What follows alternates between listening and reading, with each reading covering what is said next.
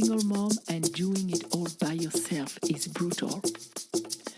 Learn the brain and energy tools to get back to your center and overcome your challenges.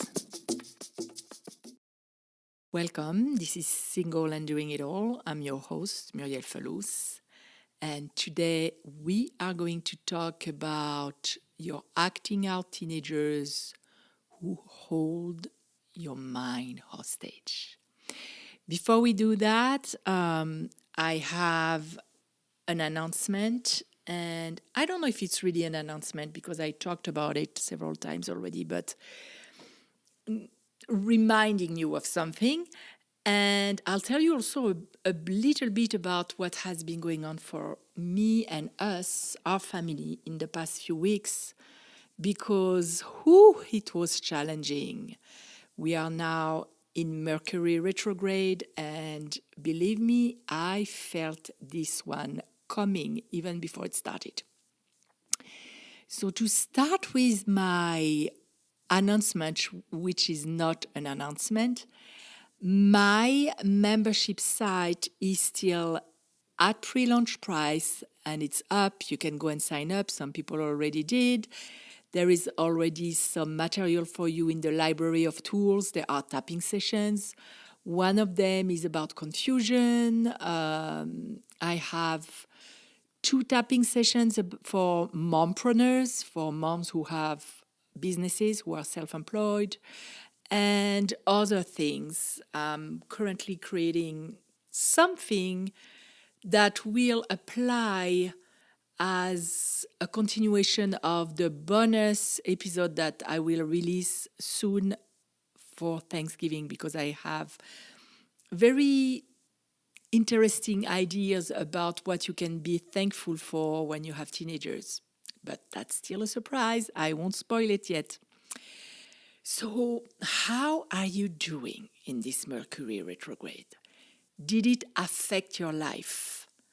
You can send me comments anywhere you want, either on my website, singleanddoingitall.com, or on my Facebook page, Your French Life Coach, if you do facebook.com/Your French Life Coach, or anywhere else you're listening to me now. Because let me tell you what happened. My website crashed. And I must say that I'm not very happy about what happened, because I had problems already for months. And I'm with GoDaddy, and I went from one person to another. Nobody could fix my problem until they sent a ticket to their tech support.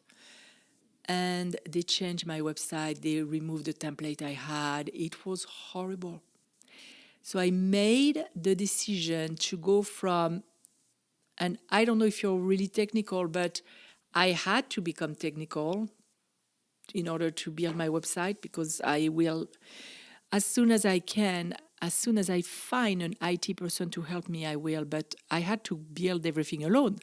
So I built with something that's called WordPress. WordPress is very nice, but you have to be a little bit tech savvy and maybe a little bit like a developer, which I'm not. So I decided to go with something that's way simpler. So if you visit my site, you'll see it's still pretty and practical and functional, but it's not as customized as it used to be. Because bottom line, I want to be here for you. I want to provide some tools. I want to provide services. And it's not about how customized and complicated and high-tech savvy the website is. It's about you. You and I, the relationship, and how I can help you and support you, as I said. So that's what happened on a technical side. On a personal side, my son was accused at school of sexual harassment. And all he did was tell a guy, "Hey, sexy, what are you doing for lunch tonight? What are you doing for dinner tonight? Should I pick you up?" And that was an internal joke to a guy. My son is not gay. If it had been gay, maybe that could have been more leading towards sexual harassment, and not even. They made a whole thing out of it. The kid didn't want to file a report. Somebody pressed him to file a report, the lunch lady. And my son got suspended from school. He was so mad because he felt like he was treated unfairly. I had to fight with the school for it not to be put in his file. I requested from them to at least inform the kids that a stupid joke like this, and they're 15, so that's an age where they have stupid ideas. Their brain is not completely finished and they find things funny. At least inform them that they could be punished and put in big trouble for jokes and remarks like this. And the dean's answer to that was like, oh, we educate the kids about bullying all the time. Where in the world does that fall under bullying? How would she feel if she was unjustly accused of something like that? I didn't take it as a sexual harassment. And I even went to see a lawyer. One of my friends works for a lawyer who deals with only sexual harassment. That's what she does. And what they said is that if the kid is not offended, it is not sexual harassment. It all depends on how it is taken. And in that case, it was a joke, the kid laughed, there were witnesses. Anyway, it's not going to be in his file. He's just going to have an unacceptable behavior remark. And that's how it stayed. But he was still punished and still in detention for 3 more days. So that led to me really reconsidering my priorities. What am I doing with my life? Where I'm living? All kind of stuff. And it led to a big decision regarding our family, which I'm not going to talk about it yet, but I will have an episode about big decisions and the only way being through God, or not at all. Because that's really what I am forced to do right now. That's it for my life and what's going on. But be careful, explain to your teenagers to not make any jokes of that kind, because you don't know where it can go. For years and years and years, women haven't been protected, and now the pendulum is really swinging into the other direction where they overreact to any little comment, any little thing. That's insane. I hope that it won't take long before it comes back in the middle, because it creates unnecessary trouble for everyone. That's all. I think I didn't have anything else to tell you. I posted, I don't know if you've seen, about today's episode on my social medias, and I asked if people had questions, and one lady had a question, so I will address your question, Christine, in my episode today. And I know you don't mind me saying your name because you put the question out there on Facebook. You can always ask me in a more private way if you desire, and you can send me an email when you go to my website, or you can send me I think it's called the DM, direct message, on Instagram or on Facebook. Let's take a breath together. Inhale. And let go of any stress. Let's slow down the pace, because I was running at like 1 mile an hour right now, so I'm going to go slower. So, are your teenagers acting out? And is it occupying a big part of your mind 24/7? I used to be like that. And of course, my first client is always myself, as you know. I have to practice what I teach because I have teens. And I realize it brought me to 3 specific topics related to that situations that I want to address today. Before I tell you the topics, I'm going to ask you a question, and you need to be really, really honest about your answer, because It's going to help you figure out yourself, figure out some stuff that is in your shadow. As you know, the shadow is that part of ourselves that contains all the things we can't accept about ourselves because we've been told in a way or another by society, by the authority figures, that it was not acceptable and that if we wanted to be loved and accepted, we had to get rid of it. And it doesn't go anywhere. It stays in us, and it actually impacts our life, our decisions, our reactions, all across the board. So let me ask you a question. If you knew a lady who had big trouble with her or his with her teenagers, or either a girl or a boy or several like me, and each time you saw her, she was giggling and happy and going for life, and what would be your remark? How would you see her? Would you have a judgment about her? Does it mean anything for you? Let's say her teenagers are ditching school, or they are smoking marijuana, or they're putting themselves in trouble in some way or another, or they're disrespectful, some kind of acting out. What would you think about that lady? Well, what you think about that lady is in fact the way you judge yourself. Let me give you an example.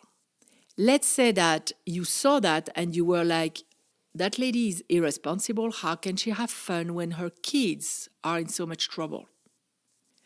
That's a judgment. And the same way that you point the finger toward that lady, telling her that she has no right to be happy if she has trouble at home, you are also denying permission to yourself to be happy despite what's going on. And that may not be your answer, but that's in a lot of cases the answer that people give. It's like, when something goes wrong in your life or you lose someone and the person is not 24/7 in grief, some people are judgmental about that.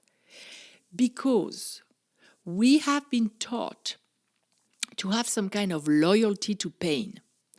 Otherwise, it means that we didn't really love. So let me rephrase that. Our level of love is proportional to the time that we spend in worry, pain, difficulties, the time that we spend unhappy. It's very prevalent in our society because there is a value to pain in our society. It has a high value. We bond through pain and difficulties. We reward people who overcame pain and difficulties in business, in health. Look, if you have a business, I see that a lot. Let's say somebody has it so easy. And I used to be very, maybe not jealous, but envious at the beginning when I started my business of the people who had it easy. Those coaches who had all the connections everywhere, and that's why they made it big and quick. Or some moms, and I caught myself reacting that way once when somebody said that, okay, your life is hard, but look at that woman's life. And I literally defended how hard my life was because I'm a single mom and I was married with someone who suffers from addiction, and all kinds of stuff happened to my kids, and my son is ADHD, and blah, blah, blah, blah, blah, blah. So I was superwoman. That was my identity. So who are you to deny my pain? That's the same thing. You somehow may have adopted or agreed to stay loyal to your pain because it shows the world and yourself how much you love your kid. I don't know if it resonates, but if it does, let me know, because I see that so often.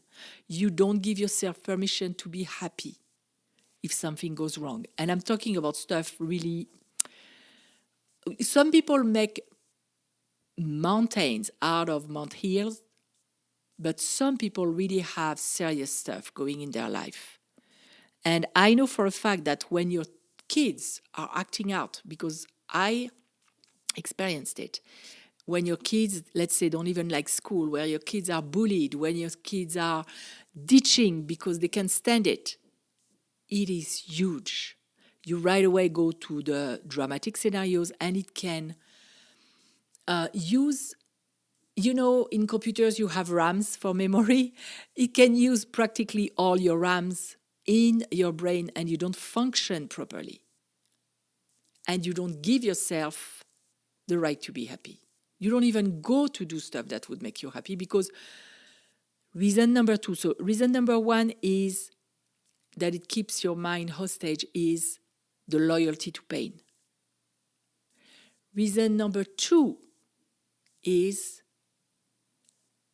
you will get compassion, you will get love, you will bond with other mothers who go through that, and you don't want to lose that emotional support, because it's already hard as a mom. If people send you love, you want to find a way for it to continue. So you continue bonding over that. People who struggle very often are very annoyed by people who have it easy, as I said. So that's reason number two. And the reason number three is the illusion. Our brain is an amazing machine. But very often, if we didn't look and examine what is stored there as far as beliefs and models of the world and all that kind of stuff, it's an overzealous employee with a bad job description. If you've seen my YouTube video about fear that I did several years ago, I talk about that, about the fear taking a vacation, about the fact that the illusion of protection that it represents for you to turn a situation from every angle and overanalyze it. You try to understand everything about it. You try to think about it 24/7 because it gives you an illusion of protection. Because that way, if you understand it completely, you will prevent it next time. But that's not the case. I even remember I had a friend who I was coaching because her husband got ripped off by a partner. Her husband is a diamond guy. And in the diamond business, they used to do all the deals based on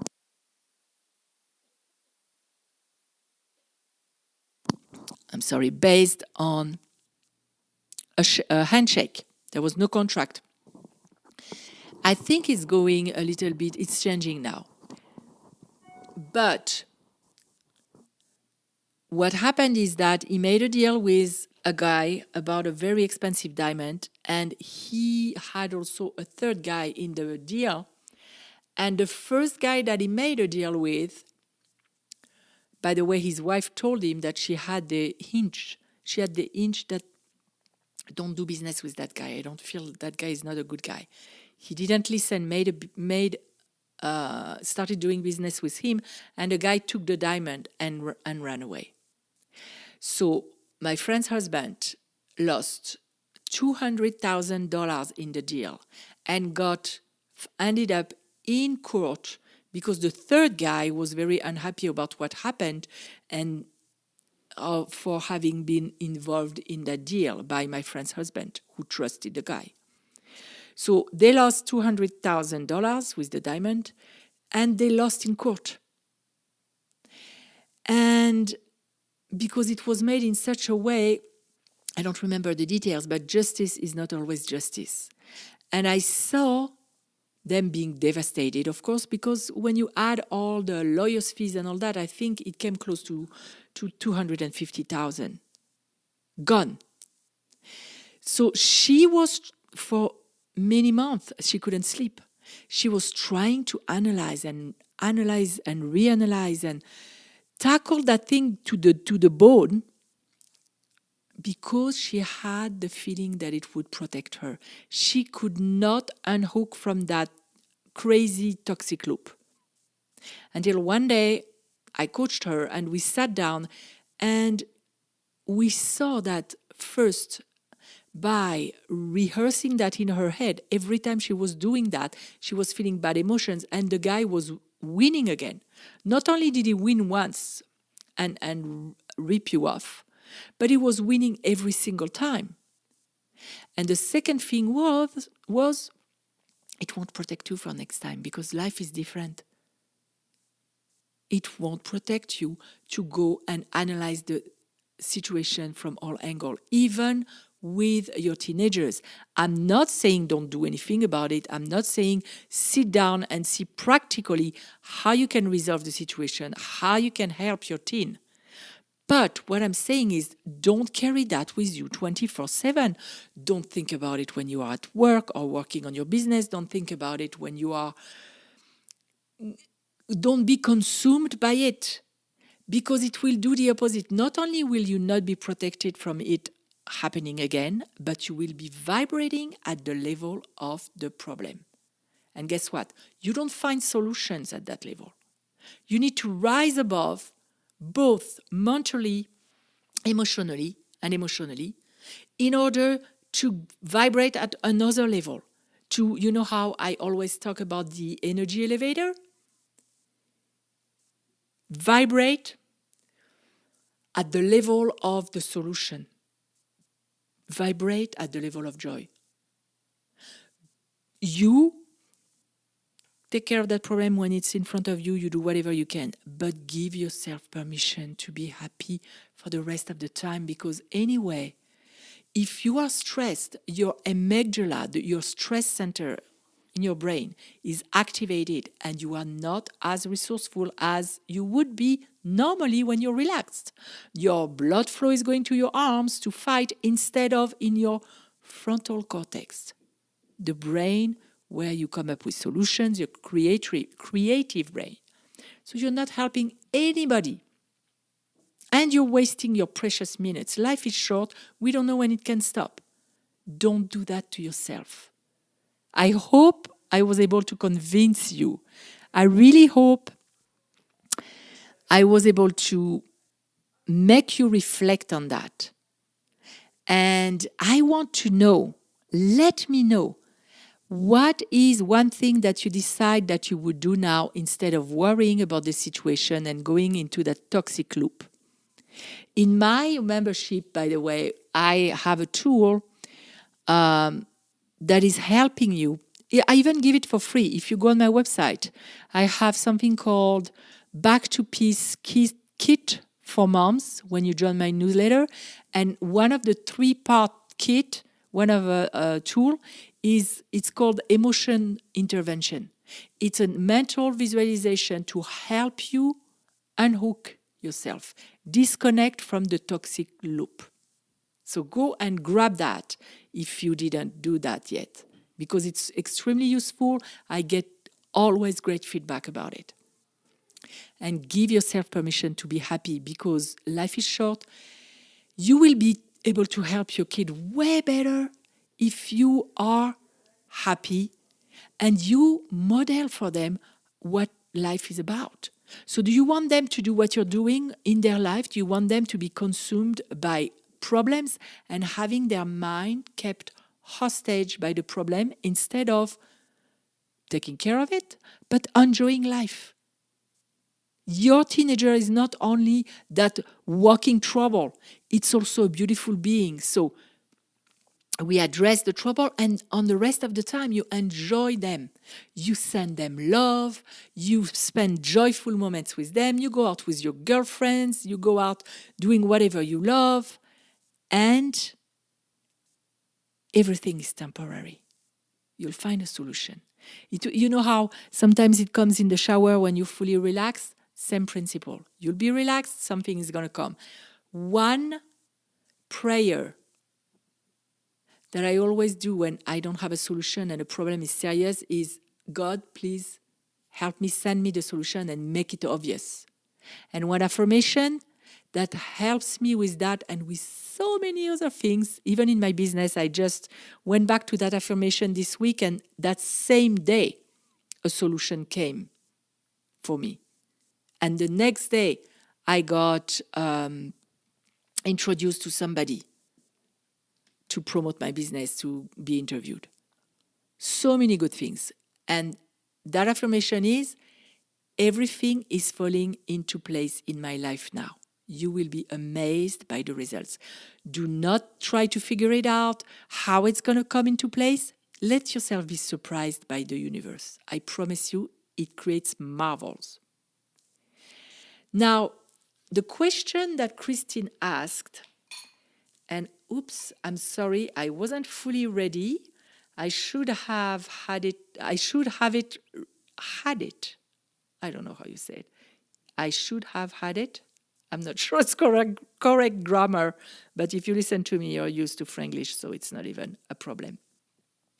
So Christine said, how do I respond, or what to say when they respond with hurtful words, mostly because they are frustrated, but they take it out on us? Typical teenagers, right? Oh God, do I know this one too.